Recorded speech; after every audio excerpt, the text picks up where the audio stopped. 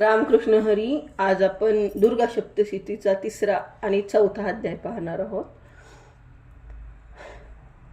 दुर्गा सप्तशती अध्याय 3. सेनापतियों सहित महिषासुर का वध.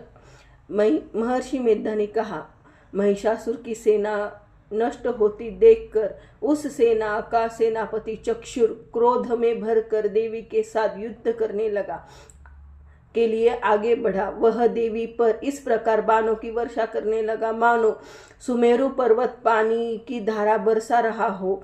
इस प्रकार देवी ने अपने बाणों से उनके बाणों को काट डाला तथा घोड़ों व सारथियों को मार दिया. साथ ही उसके धनुष्य की और उसकी अत्यंत उच्च ध्वजा को भी काट कर नीचे गिरा दिया. उसका धनुष्य कट जाने के पश्चात उसके शरीर के अंगों को भी अपने बाणों से बंधी दिया. धनुष्य, घोड़े और सारथी के नष्ट हो जाने पर वह असुर ढाल और तलवार लेकर देवी की तरफ आया. उसने अपने तीक्ष्ण धार वाली तलवार से देवी के सिंह के मस्तिष्क पर प्रहार किया और बड़े वेग से देवी की बाई भुजा पर वार किया. किंतु देवी की बाई भुजा को छूते ही उस दैत्य की तलवार टूटकर 2 टुकड़े हो गई. इससे दैत्य ने क्रोध में भरकर शूल हाथ में लिया और उसे भद्रकाली देवी की ओर फेंका. देवी की ओर आता हुआ वह शूल आकाश से गिरते हुए सूर्य के समान प्रज्वलित हो उठा. उस शूल को अपनी ओर आते देखकर देवी ने भी शूल छोड़ा और महाअसुर के शूल के 100 टुकड़े कर दिए और साथ ही महाअसुर के प्राण भी हर लिए. चक्षुर के मरने पर देवताओं को दुख देने वाला चामर नामक दैत्य हाथी पर सवार होकर देवी से लड़ने के लिए आया और उसी ने आने के साथ ही शक्ति से प्रहार किया. किंतु देवी ने उससे अपनी हुंकार से ही उसे तोड़कर पृथ्वी पर डाल दिया. शक्ति को टूटा हुआ देखकर दैत्य ने क्रोध से लाल होकर शूल को चलाया. किंतु देवी ने उसको भी काट दिया. इतने में देवी को सिंह उछल कर हाथी के मस्तक पर सवार हो गया और दैत्यों के साथ बहुत ही तीव्र युद्ध करने लगा. फिर वह दोनों लड़ते हुए हाथी पर से पृथ्वी पर आ गिरे और दोनों बड़े क्रोध से लड़ने लगे. फिर सिंह बड़े जोर से आकाश की ओर उछला और जब पृथ्वी पर आया तो अपने पंजे से चामर का सिर धड़ से अलग कर दिया. क्रोध में भरी हुई देवी शीला को, वृक्ष आदि की चोटों से उग्र को भी मार डाला. कराल को दांतों, मुख को और थप्पड़ों से चूर्ण कर डाला. क्रुद्ध हुई देवी ने गदा के प्रहार से उद्धत दैत्य को मार गिराया. भंगतिपाल से वाशकल को बाणों के ताम्र तथा अंधक को मौत के घाट उतार दिया.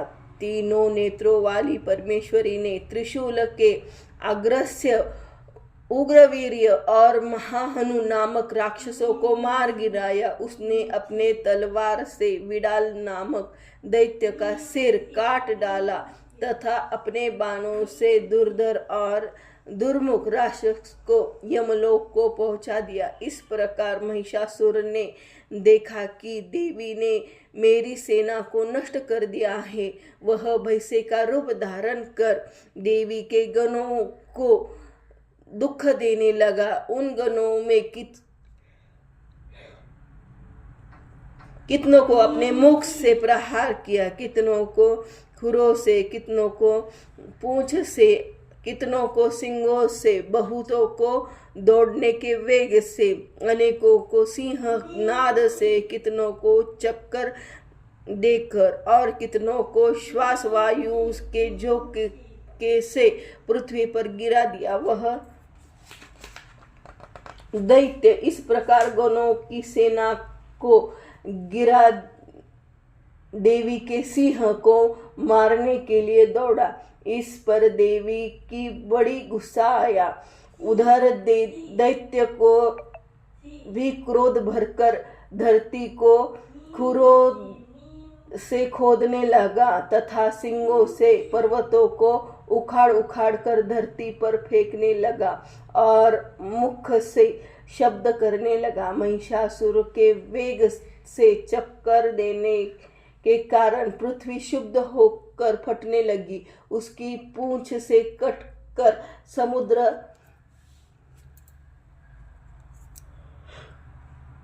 चारों ओर फैलने लगा। हिलते हुए सिंगों के आघात से मेघ खटखट हो गए और श्वास से आकाश में उड़ते हुए पर्वत फटने लगे।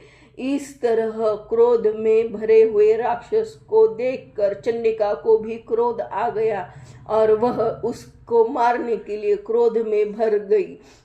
देवी ने पाश फेंक कर दैत्यों को बांध लिया और उसने बांध जाने पर दैत्य का रूप त्याग दिया और सिंह का रूप बना लिया।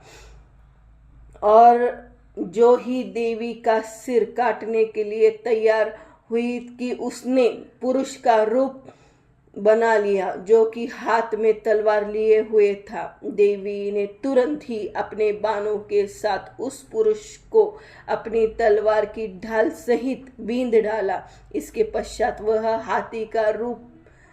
हाथी के रूप में दिखाई देने लगा और अपनी लंबी सूंड से देवी के सिंह को खींचने लगा और गरजने लगा। देवी ने अपनी तलवार से उसकी सूंड काट डाली। तब राक्षस ने एक बार फिर भैंसे का रूप धारण कर लिया और पहले की तरह चर अचर जीवों सहित समस्त त्रिलोकों को व्याकुल करने लगा। इसके पश्चात क्रोध में भरी हुई देवी बारंबार उत्तम मधु का पान करने लगी और लाल लाल नेत्र करके हंसने लगी।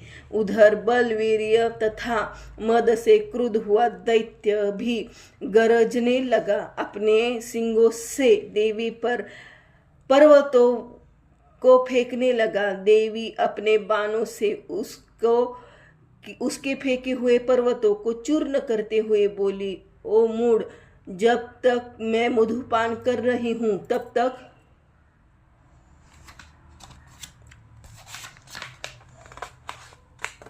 तू गरज ले और इसके पश्चात मेरे हाथ तेरी मृत्यु हो जाने पर देवता गरजेंगे। महर्षि मेधा ने कहा। यो कहकर देवी उछलकर उस दैत्य पर जा चढ़ी और उसको अपने पैर से दबाकर शूल से उसके गले पर आघात किया। देवी के पैर से दबने पर भी दैत्य अपने दूसरे रूप से अपने मुख से बाहर होने लगा। अभी वह आधा ही बाहर निकला था कि देवी ने अपने प्रभाव से उसको रोक दिया। जब वह आधा निकला हुआ ही दैत्य युद्ध करने लगा तो देवी ने अपने तलवार से उसका सिर काट डाला। इसके पश्चात सारी राक्षस सेना हाहाकार करती हुई वहां से भाग खड़ी हुई और सब देवता अत्यंत प्रसन्न हुए तथा ऋषि महर्षि सहित देवी की स्तुति करने लगे। गंधर्वराज गान करने लगे, अप्सराएं नृत्य करने लगी। दुर्गा सप्तशती अध्याय 4। इंद्रादि देवताओं द्वारा देवी की स्तुति। महर्षि मेधा बोले, देवी जब पराक्रमी दुरात्मा महिषासुर को मार गिराया और असुरों की सेना को मार दिया, तब इंद्र आदि समस्त देवता अपने सिर तथा शरीर को झुकाकर देवी भगवती की स्तुति करने लगे। जिस देवी ने अपने शक्ति से इस जगत को व्याप्त किया है और जो संपूर्ण देवताओं तथा महर्षियों को पूजनीय है, वह उस अंबिका को हम भक्ति पूर्वक नमस्कार करते हैं। वह सब हम सबका कल्याण करे। जिस अतुल प्रभाव और बल का वर्णन भगवान विष्णु, शंकर और ब्रह्मा जी भी नहीं कर सके, वही चंडिका देवी इस संपूर्ण जगत का पालन करने और अशुभ भय का नाश करने करे। पुण्यात्माओं के घर में तुम स्वयं लक्ष्मी रूप हो, पापियों के घरों में तुम अलक्ष्मी रूप हो, और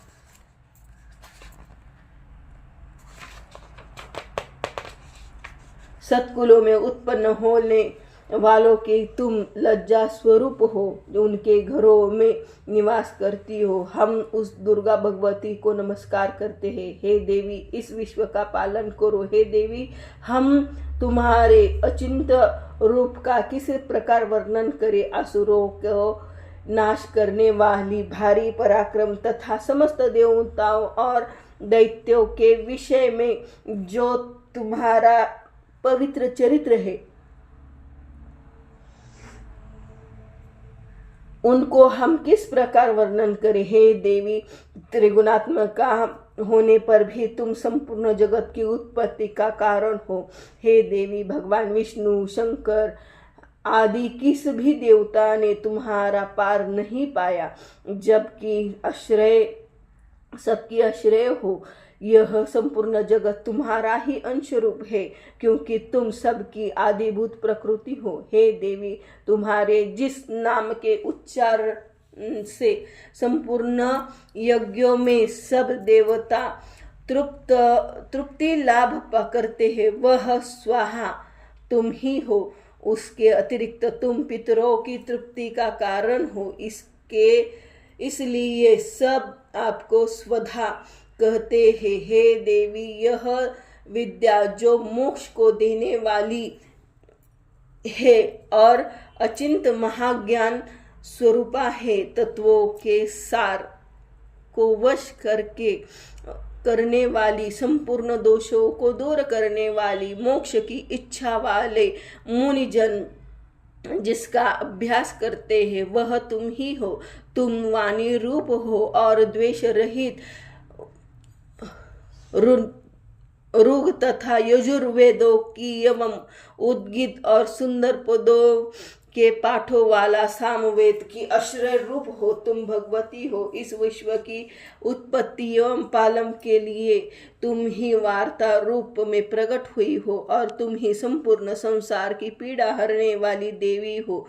जिससे सारे शास्त्रों को जाना जाता है, वह मेधा शक्ति तुम ही हो। दुर्गम भव सागर में पार करने वाली नौका भी तुम ही हो। लक्ष्मी रूप से भगवान विष्णु के हृदय में निवास करने वाली और भगवान महादेव द्वारा सम्मानित गौरी देवी तुम ही हो। मद मुस्कान वाले निर्मल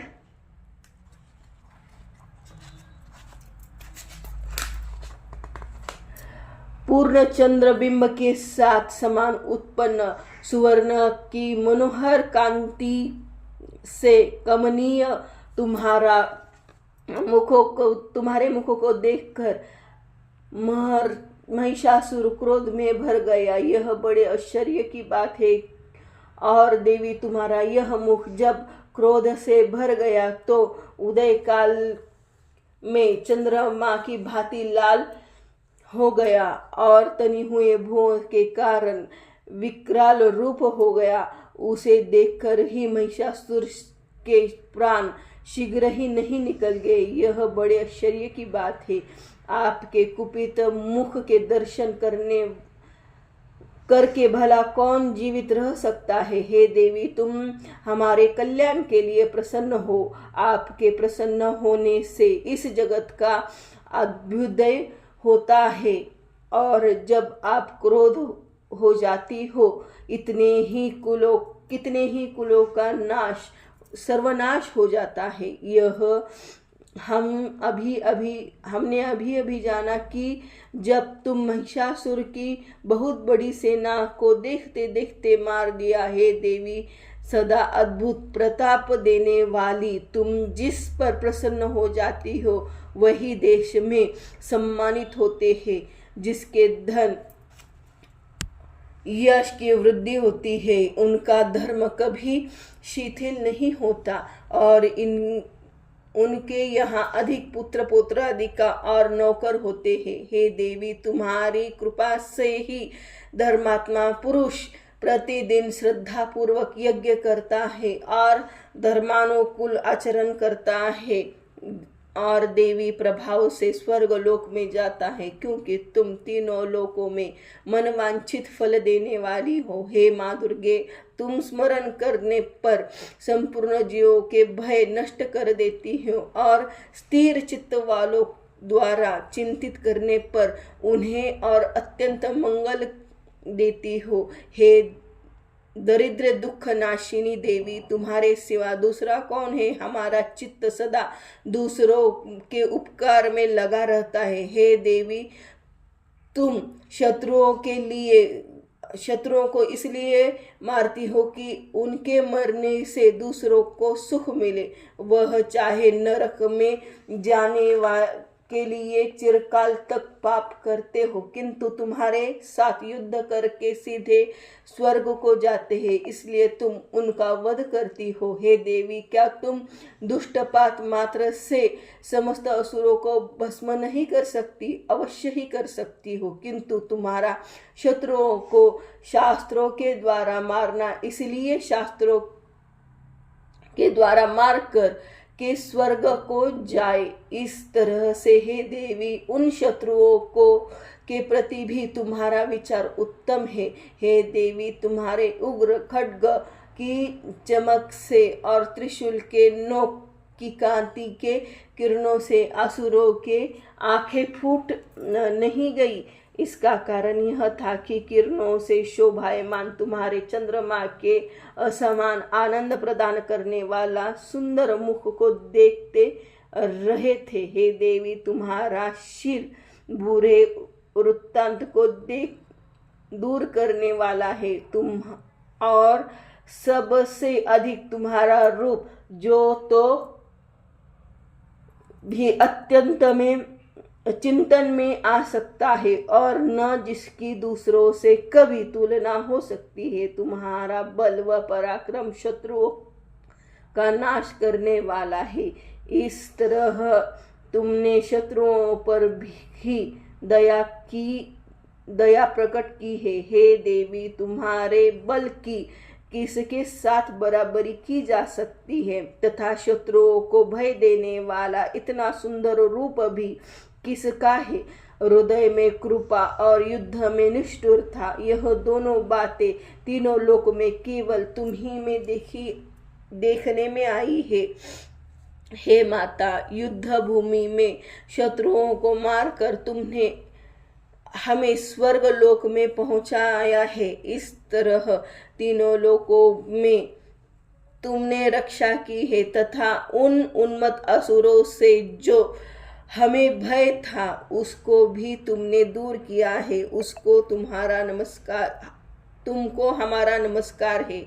हे देवी, तुम शूल तथा खड्ग से हमारी रक्षा करो तथा घंटे की ध्वनि के धनुष्य के टंकोर से भी हमारी रक्षा करो। हे चंडिके, आप अपने शूल को घुमाकर पूर्व पश्चिम उत्तरी तथा दक्षिण में हमारी रक्षा करो। तीनों लोक में जो तुम्हारे सौम्य रूप है तथा घोर रूप है, उनसे हमारी रक्षा करो तथा इस पृथ्वी की रक्षा करो। हे अंबिके पांडुरंग, आपके कर पल्लवों को जो खड्ग, शूल और गदा आदि शस्त्र शोभा पा रहे हैं, उनसे हमारी रक्षा करो। महर्षि बोले कि इस प्रकार जब देवताओं ने इस जगत माता भगवती की स्तुति की और नंदनवन के पुष्पों तथा गंध अनुपलों में द्वारा उनका पूजन किया और फिर सबने मिलकर सब सुगंधित व दिव्य धूपों द्वारा उनको सुगंधित निवेदन किया, तब देवी ने प्रसन्न होकर कहा, हे देवताओं, तुम सब मुझसे मन वांछित वर मांगो। देवता बोले, हे भगवती, तुमने हमारा सब कुछ कार्य कर दिया है, अब हमारे लिए कुछ भी मांगना बाकी नहीं रहा, क्योंकि तुमने हमारे शत्रु महिषासुर को मार डाला। हे महेश्वरी, तुम इस पर भी यदि कोई वर देना चाहती हो तो बस इतना वर दो कि जब जब हम आपका स्मरण करें तब तब आप हमारी विपत्तियों को हरण करने के लिए हमें दर्शन दिया करे। हे अंबिके, जो कोई भी तुम्हारी स्तुति करके तुम उनको वित्त समुद्र और वैभव देने के साथ ही उनके धन और स्त्री आदि समस्त बाधाओं को और सदा हम पर प्रसन्न रहे। महर्षि बोले, हे राजन, देवताओं ने जब जगत के लिए तथा अपने लिए इस प्रकार प्रश्न किया तो बस तथास्तु कहकर देवी अंतर्धान हो गई। हे भूप, जिस प्रकार तीनों लोकों का हित चाहने वाली यह भगवती देवताओं के शरीर से उत्पन्न हुई थी, वह सारा वृत्तांत मैंने तुमसे कहा दिया है। और इसके पश्चात दुष्ट असुरों तथा शुंभ निशुंभ का वध करने और सब लोगों की रक्षा करने के लिए जिस प्रकार गौरी देवी के शरीर से उत्पन्न हुई, वह सारा वृत्तांत मैं यथावत वर्णन करता हूँ।